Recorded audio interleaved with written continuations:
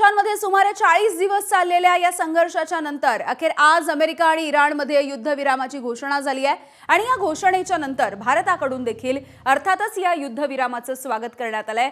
भारताच्या परराष्ट्र मंत्रालयाने म्हटलंय की आम्ही या युद्धविरामाच्या निर्णयाचं स्वागत करतोय।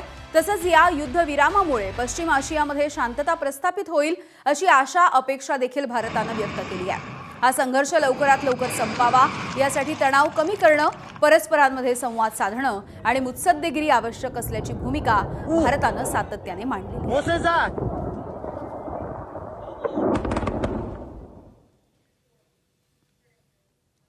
तर इराणने अमेरिकेसोबतच्या वाढत्या तणावाच्या पार्श्वभूमीवरती होर्मुझच्या सामुद्रधुनीमधून जाणाऱ्या या व्यापारी जहाजांवरती प्रति जहाज सुमारे $2 मिलियन म्हणजे सुमारे 18.5 कोटी रुपयांचा टोल आकारणे जाहीर केलेली आहे। इराणच्या 2 अधिकाऱ्यांनी होर्मुझच्या ट्रान्झिट फीच्या संदर्भात न्यूयॉर्क टाइम्सला ही माहिती देखील दिली।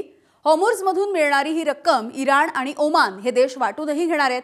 अमेरिका आणि इस्रायलच्या हल्ल्यामध्ये झालेलं नुकसान भरून काढण्यासाठी हा ट्रान्झिट टोल लावण्यात आल्याचं बोललं जात आहे। होर्मुझची सामुद्रधुनी अत्यंत संवेदनशील असा सागरी मार्ग आहे।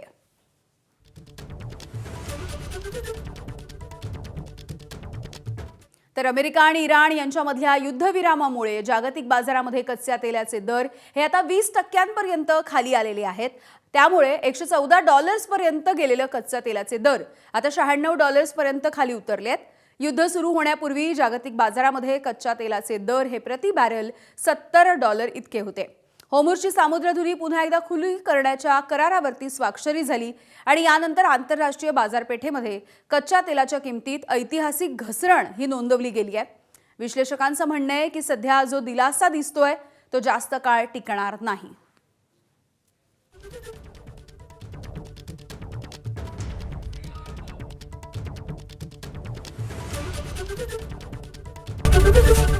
एबीपी माझा, उघडा डोळे बघा नीट।